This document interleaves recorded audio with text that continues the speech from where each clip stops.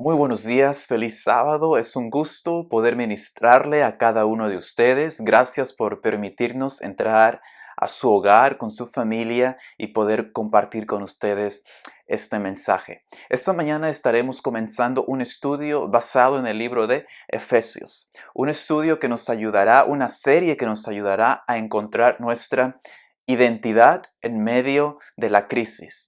¿Qué es lo que estamos viviendo en el mundo presente? Es lo que estamos pasando como país, como mundo entero.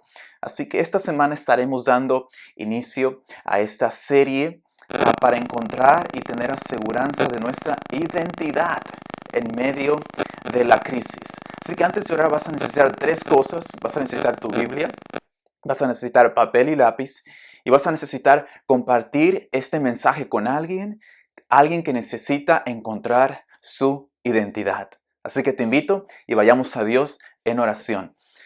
Bendito Padre Celestial, te damos gracias porque hasta aquí nos has traído, porque hasta aquí nos has ayudado.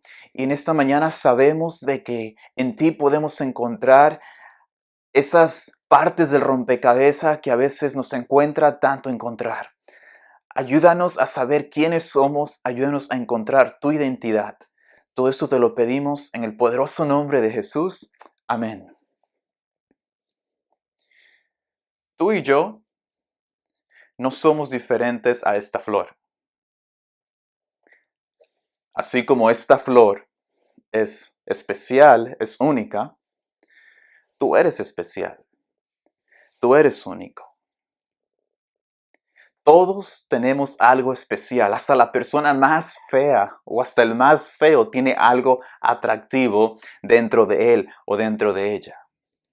La pregunta es, ¿sabes tú lo que te hace especial?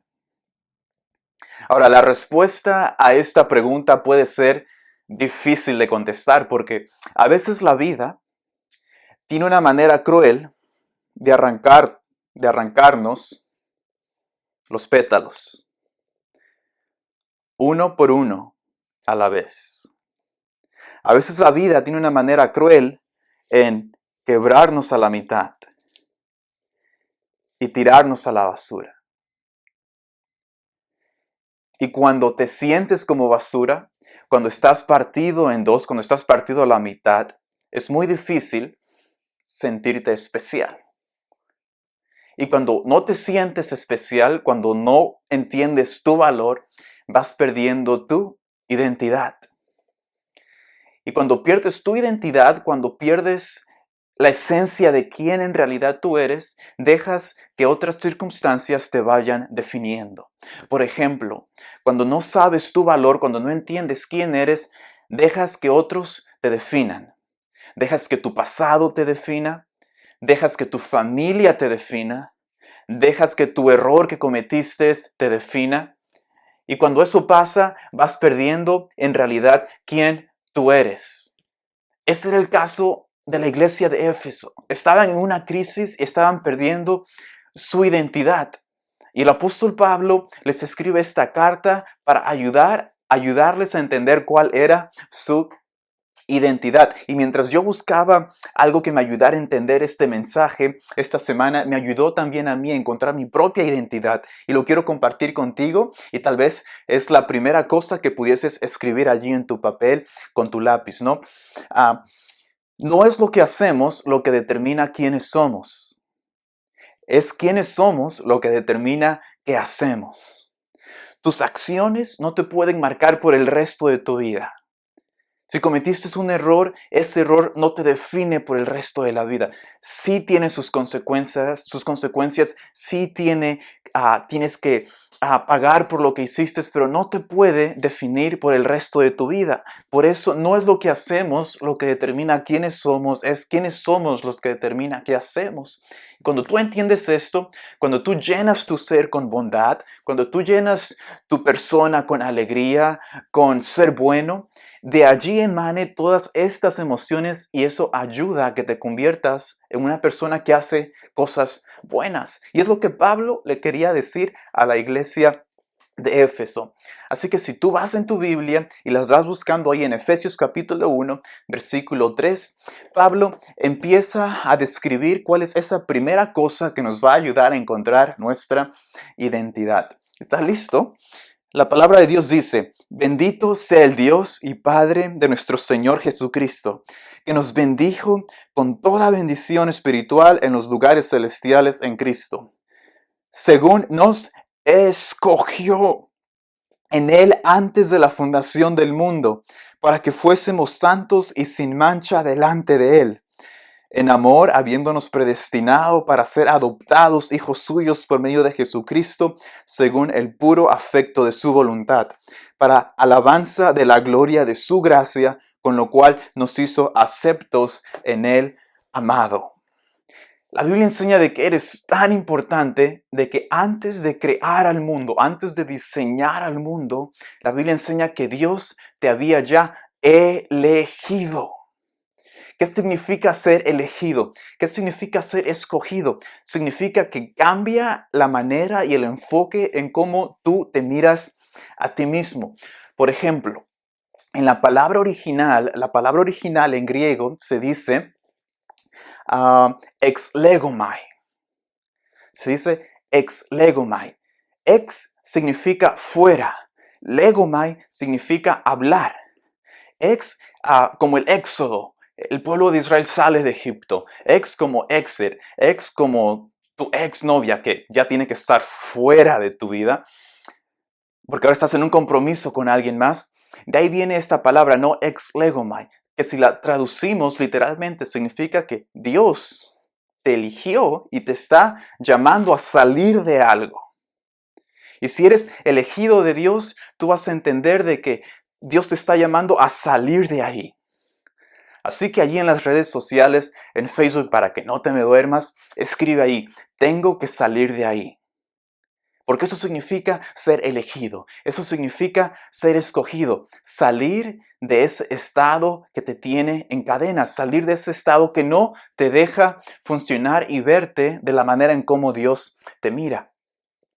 En 1 Corintios capítulo 1, versículo 27, esto es lo que dice también Pablo a otra iglesia: sino que lo necio del mundo escogió Dios para avergonzar a los sabios. Y lo débil del mundo escogió Dios para avergonzar a lo fuerte.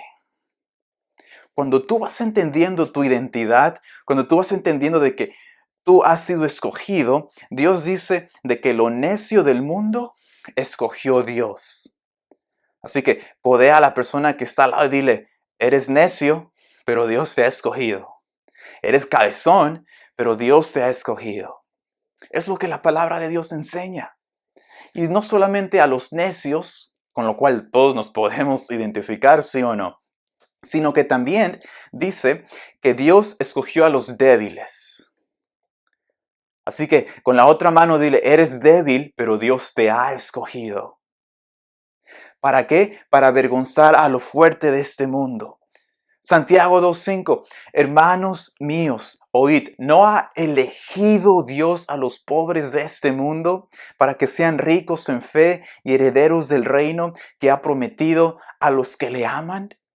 Así que no solamente la Biblia enseña de que eras terco o eres terco, de que eras débil, sino que eres pobre, pero Dios te ha elegido para que seas un instrumento en las manos de Dios. Y cuando tú entiendes de que has sido escogido, de que tienes que salir de allí, empiezas a encontrar tu identidad en medio de cualquier crisis que estás pasando.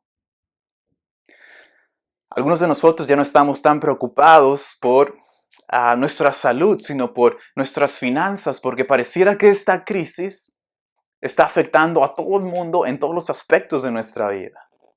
Pero es en medio de esa crisis donde Dios te dice que tú y yo debemos encontrar nuestra identidad.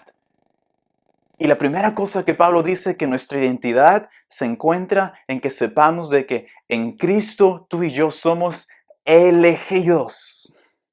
Que tenemos que literalmente salir de ahí. Y si tú y yo reconocemos que hemos sido escogidos por Dios, eso significa y entiendes que afecta tu diario vivir. Por ejemplo, cuando tú entiendes de que has sido escogido, no tienes que estar dando mensajes con las personas que tú sabes que solamente te traerán problemas. No tienes que estar texteando a tu expareja o a tu exnovio cuando ya estás casado, comprometido con alguien, porque ya entiendes que has sido escogido. Entiendes que tienes que salir de allí. Si eres escogido, no tienes que andar criticando y hablando mal de las otras personas. Cuando tú entiendes de que has sido escogido, no tienes envidia de los demás. Cuando tú entiendes de que has sido elegido por Dios, no te enojas con tus hermanos y empiezas otra iglesia porque no te pusiste de acuerdo con ellos. Cuando tú eres elegido de Dios, aprendes a no odiar a los demás y aprendes a perdonar porque tú sabes de que Dios te escogió, te eligió. Y eso poco a poco va formando tu identidad. Cuando tú reconoces que eres escogido, no debes de tener sentimientos de inferioridad. Y déjame decirte de que en el 2020 el ser humano sufre mucho de este aspecto, que muchos de nosotros nos sentimos inferiores, nos sentimos que no somos suficientes, que hemos sido un fracaso, que todas las metidas de pata que hemos hecho, todos los errores, no nos dejan entender de que en Él somos escogidos. Para saber y poder entender cómo tú puedes encontrar tu identidad, necesitas 3 preguntas. Número 1, ¿quién eres? ¿De dónde vienes? ¿Y hacia dónde vas? Estas 3 preguntas van a ayudarte a entender y comprender e ir formando tu identidad. Y cuando te preguntas quién eres, no le preguntes a tu familia, no le preguntes a tu jefe, no le preguntes a tu cultura, no le preguntes a tu pastor. Cuando tú quieres contestar esa pregunta, pregúntale a Dios. Y Dios dice que tú has sido elegido, escogido. La segunda pregunta es ¿de dónde vengo y hacia dónde voy? No te tienes que olvidar de tus raíces. No te tienes que olvidar de dónde vienes, de dónde te ha sacado Dios y todos los milagros que Dios ha hecho en el pasado y cómo Dios tuvo misericordia de ti y cómo Dios literalmente abrió tu mar rojo para resolver ese problema. De allí vienes. ¿Y hacia dónde vas? ¿Cuál es la estrategia que tienes? Dios hizo por mí esto, ahora que yo voy a hacer por Él en el futuro. ¿Cómo voy a compartir con los demás? Que tenemos que entender de que hemos sido elegidos y esa es parte de mi identidad. En Juan capítulo 8, versículo 14 dice, respondiendo Jesús y les dijo, aunque yo doy testimonio acerca de mí mismo, mi testimonio es verdadero, porque sé de dónde he venido y a dónde voy, pero vosotros no sabéis de dónde vengo ni a dónde voy. La primera cosa que Pablo le dice a la iglesia de Éfeso, que también te está diciendo a ti, es de que en él has sido escogido. Y de allí tú vas formando tu identidad. Después de que vas formando tu identidad, hay una cosa número 2, la cual Pablo nos ayuda a poder encontrar nuestra identidad. Si leemos en Efesios, versículos 7 al 10 del capítulo 1, la palabra de Dios dice, en quien tenemos redención por su sangre, el perdón de pecados según las riquezas de su gracia, que hizo sobreabundar para con nosotros en toda sabiduría e inteligencia. Versículo 9, dándonos a conocer el misterio de su voluntad, según su beneplácito, el cual se había propuesto en sí mismo. Versículo 10, de reunir todas las cosas en Cristo, en la dispensación del cumplimiento de los tiempos, así las que están en los cielos como las que están en la tierra. La cosa número 2, la cual Pablo describe para ayudarnos a entender nuestra identidad, es de que en Él hemos sido redimidos. ¿Qué significa ser redimido? Significa ser rescatado, significa que alguien pagó y te liberó, que las cadenas que te han estado atando todo este tiempo no tienen ningún poder sobre ti. Y por allí vas identificando cuál es tu verdadera identidad, de que en Él tú has sido redimido. Si tú crees que este mensaje está hablando a tu corazón, Puedes escribir allí al lado de Facebook, en Cristo yo soy redimido. ¿Lo crees? Dos conceptos que vienen con la redención que a veces nosotros no podemos comprenderlos, y si los comprendemos a veces se nos olvidan, es de que muchos de nosotros estamos tan preocupados por nuestra condición que se nos olvida nuestra posición. Y en esta mañana quiero que te enfoques en cuál es tu posición. Porque muchas de las veces nos enfocamos en la condición en la cual nos encontramos. Tu condición nunca va a cambiar hasta que entiendas cuál es tu posición. Tu condición es temporal, va a cambiar, va a pasar. Si tu hijo está en las drogas, eso va a pasar. Si tu hijo ya no quiere ir a la iglesia, eso también va a pasar. Si estás pasando por una separación, eso va a pasar. Si estás pasando por alguna enfermedad, eso va a pasar. Y a veces nos encontramos y nos enfocamos en qué es lo que me está pasando, cuál es la condición en la cual me encuentro. Y lo que quiero ayudarte a entender en esta mañana es de que te enfoques en la posición que Cristo te da. Y esa posición es de que en Él has sido redimido. Tu posición nunca disminuye, tu posición nunca cambia, tu posición es eternal. Cuando Jesús está en el Calvario, Él dice las siguientes palabras, tetelestai, que significa es consumado. It is finished. En otras palabras, la deuda había sido pagada por completo. Y cuando yo entiendo de que la deuda ha sido pagada por completa, no tengo que ser esclavo, no tengo que ser condenado, no tengo que ser juzgado. Mi alma ha sido redimida, alguien ha pagado mi deuda, mi destino es el cielo. Pero yo voy entendiendo de que tengo que aceptar su redención. Y para aceptar esa redención, tengo que aceptar y arrepentirme de lo que yo he hecho mal, de lo que en lo que yo he errado. Así que en esta mañana lo que te quiero preguntar es, ¿qué es lo que te domina? ¿Qué es lo que todavía no te deja ser libre? ¿Qué es lo que no te deja dormir tranquilo? Tal vez tienes lujuria, tal vez tienes pensamientos de depresión, tal vez tienes odio hacia alguien, tal vez todo el tiempo que tienes se lo das a tu trabajo, se lo das a tu compañía, se lo das a tu esfuerzo, al punto de que llegas a perder tu identidad. La Biblia enseña de que no solamente eres escogido, sino que has sido redimido. Y la redención tiene mucho que ver al recordar tu posición. Es como el chicharito, más malo que la carne de cochino. Falla, falla, falla. Y aunque su condición a veces está cansado, aunque a veces mete goles con la nariz, con la cabeza, a él no se le olvida su posición. Su posición es de que es delantero. Y aunque esté cansado y aunque meta el gol con los dientes o con la nariz, con la lengua, con lo que sea, él anota el gol porque sabe cuál es su posición. ¿Quién pensaría que el chícharo nos iba a enseñar algo espiritual? No se le olvida su posición. A ti y a mí no se nos tiene que olvidar nuestra posición de que en Cristo nos ha puesto por redimidos. Y si Cristo te ha redimido, te redimió de todo, no tienes que estar en cadenas ya más. Jesús tiene en sus manos los papeles que dicen pagado por completo. Así que en esta mañana, ¿crees que Cristo te ha redimido? ¿Crees que no hay problema tan grande que Él pueda pagar?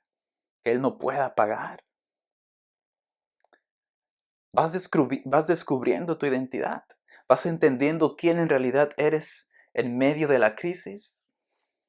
Si seguimos leyendo el libro de Efesios, ahora en el versículo 11 y 12, Pablo nos va a enseñar cuál es esa tercera cosa que nos ayuda a encontrar nuestra identidad en medio de la crisis. Versículo 11 dice, en Él asimismo tuvimos herencia, habiendo sido predestinados conforme al propósito del que hace todas las cosas según el designio de su voluntad, a fin de que seamos para alabanza de su gloria, nosotros los que primeramente esperamos en Cristo. ¿A cuántos de ustedes les han dejado una herencia? Si lo han hecho, escribe, soy bendecido, soy bendecido. Pero tal vez la única herencia que te han dejado, si te dejaron una herencia, alabado, gloria a Dios. Pero muchos de nosotros, las únicas herencias que nos dejan son deudas, complejos emocionales. En inglés se dice family baggage. Nos han dejado circunstancias, nos han dejado biles de hospital, nos han dejado problemas.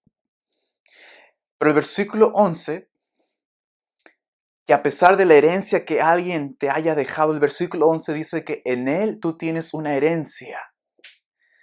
Y sí, la herencia general es de que vas a ir al cielo, la herencia general es de que Cristo te da la salvación, pero si me lo permites, en esta mañana quisiera ir yo un poquito más profundo, quisiera yo ir a llegar a las raíces en qué es lo que quiere decir Pablo cuando él dice que en él tú tienes una herencia. En aquel tiempo, si tú tenías padres ricos, tú tenías una herencia. En aquel tiempo, si tu familia tenía tierras, tú podías tener una herencia. Si tu familia tenía un negocio, tú podías tener una herencia. Si tu familia tenía una tortillería, tú podías tener una herencia. Pero si tu familia no tenía nada, si tu familia no tenía ni papas, obviamente no ibas a tener una herencia.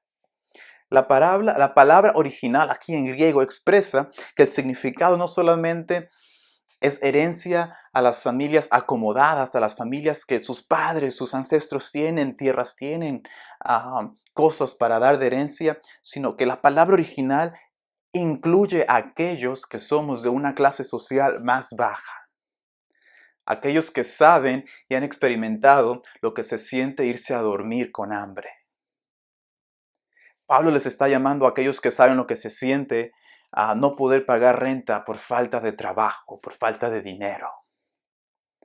Pablo le está hablando a aquellos que han experimentado lo que se siente ir a la universidad y no poder pagar la colegiatura de tus hijos. Pablo está hablando que aquellos que han experimentado, que han gastado todos sus ahorros en los biles de un hospital.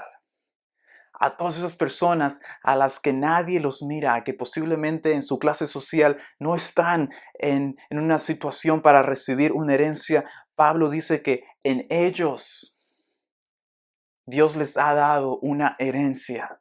Los que no tienen nada, los que han sufrido, los que han llorado, los que han sido decepcionados, son ellos los que tienen una herencia. ¿Y para qué Dios te da una herencia? El versículo 11 lo describe, para alabanza de su gloria. David lo describe, todo mi ser, que todo mi ser alabe el nombre de Dios.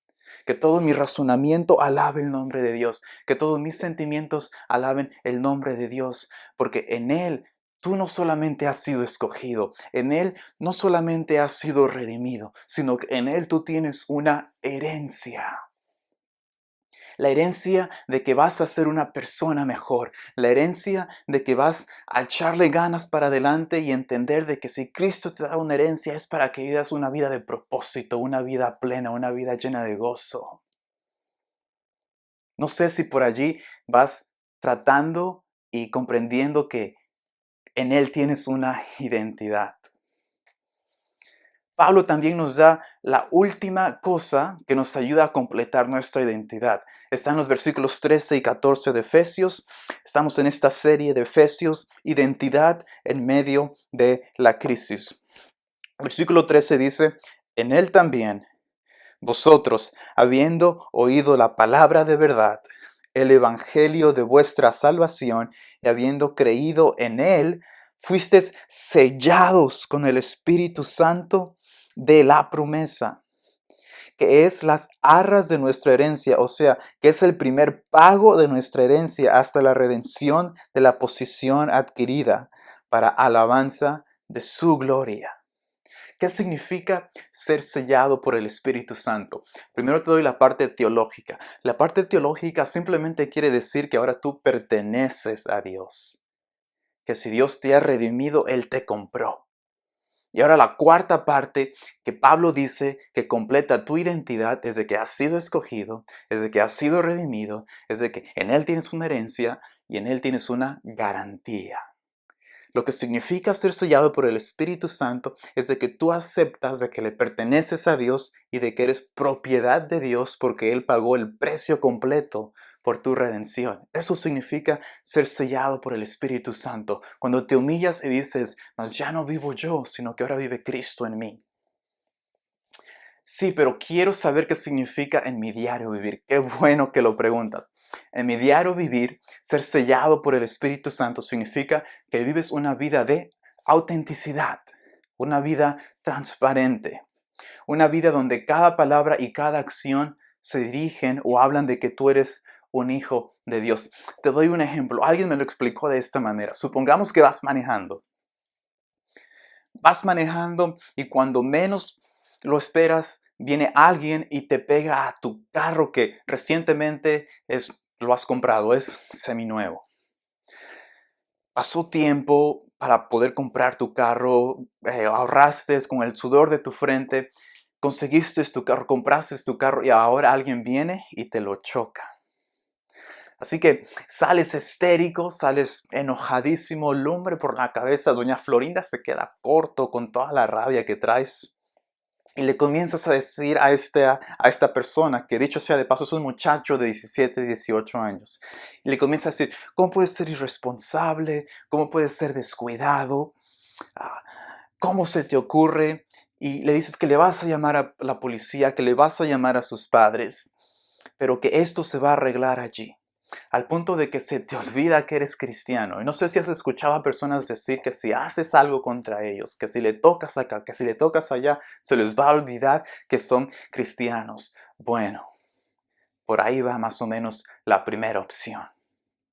La segunda opción en cómo pudieses reaccionar si alguien chocara tu carro es de que posiblemente terminaste de escuchar una predicación, un mensaje y quieres vivir lo que estás escuchando. Así que te bajas del carro, tomas un profundo respiro, sales y dices, mi carro.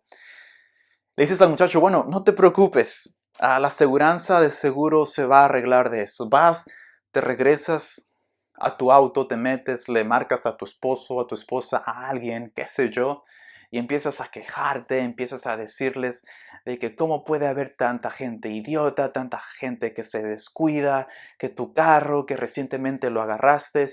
Y bueno, no solo dijiste al muchacho, pero dentro de ti existe ese odio, existe ese rencor, existe ese enojo, esa furia. La tercera opción es de que te chocan el carro. Sí te disgustas porque es de humanos disgustarse, es de humanos enojarse hasta cierto punto. Tomas una vez más un profundo respiro, te bajas del auto y le dices, ¿estás bien? No te preocupes, la aseguranza posiblemente lo va a arreglar. Y bueno, ahí tú miras una oportunidad porque miras un poquito de inestabilidad en este muchacho. Y le dices, a ver, si me permites, ¿por qué estabas descuidado? Si me permites, quisiera platicar contigo, cuéntame de ti. Y cuando haces estas preguntas, tú descubres que el muchacho no estaba texteando, estaba descuidado. Te das cuenta de que el muchacho está corriendo de casa, que se quiere morir, que su vida es un asco, que se siente como una basura, que la vida lo ha partido en dos, que la vida literalmente le ha quitado pétalo uno por uno, al punto de que él ya no tiene ganas de vivir.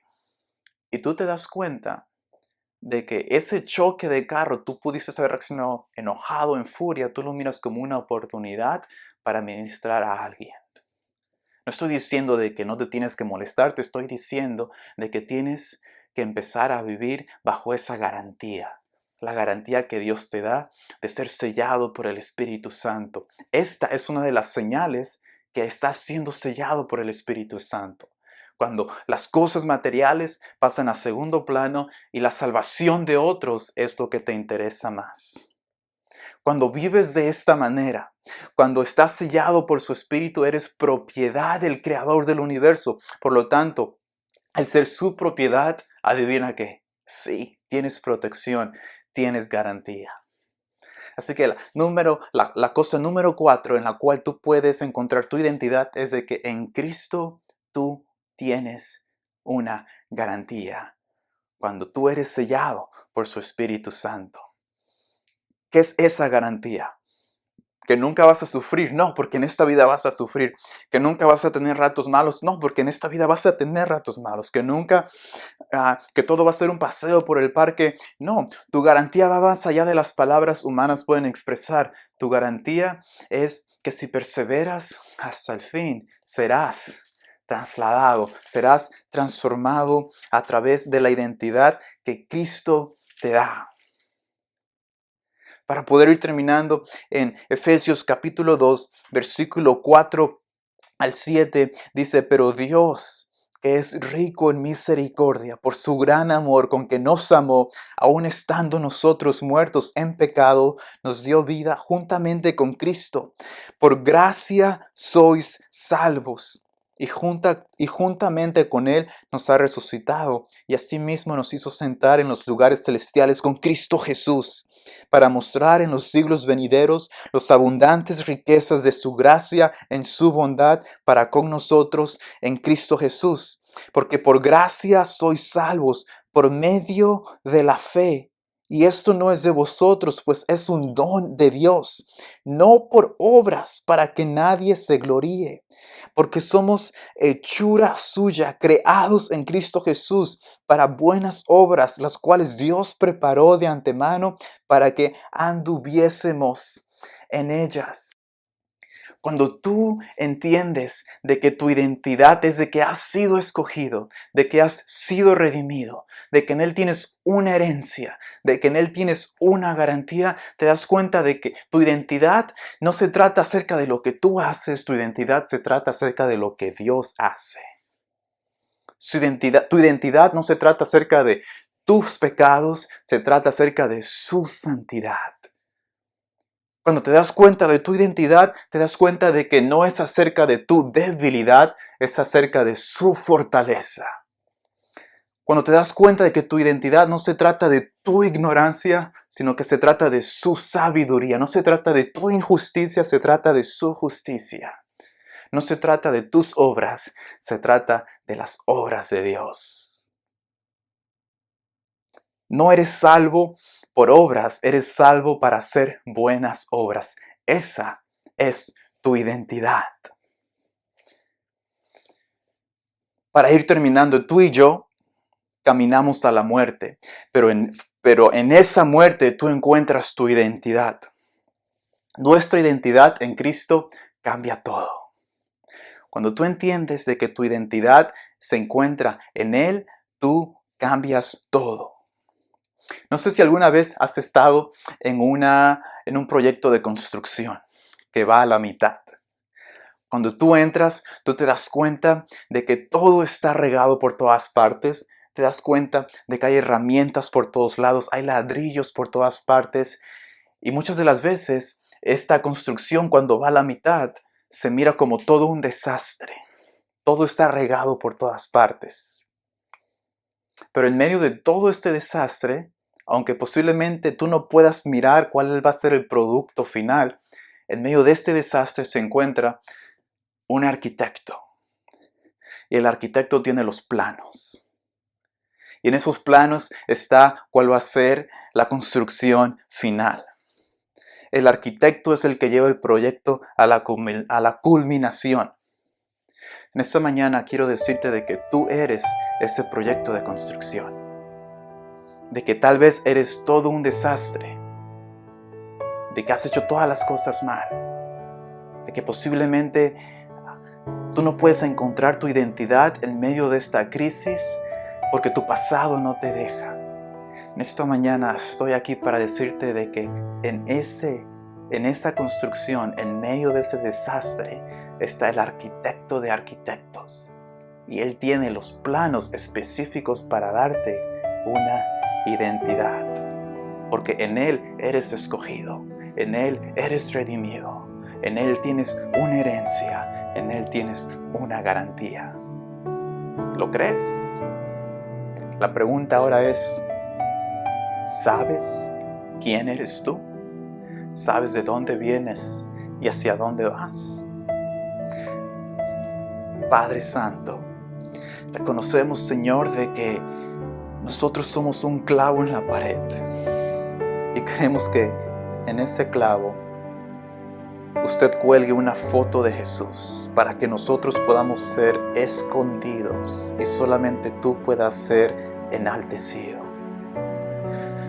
Que en esta mañana podamos encontrar nuestra identidad, de que en ti somos más que vencedores, de que en ti somos escogidos, de que tú nos has redimido con tu sangre preciosa, de que aunque nadie nos haya dejado nada en esta tierra, tú nos dejas una herencia, nos dejas que podamos ser sellados por tu Espíritu Santo.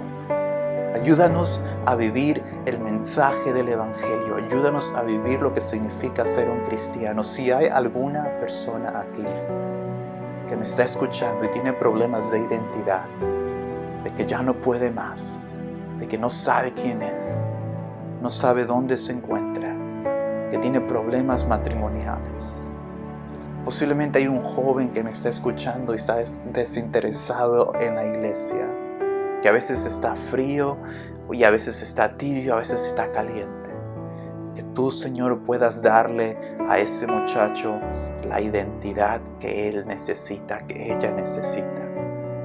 Que podamos encontrar la identidad en medio de la crisis. En el poderoso nombre de Jesús. Amén.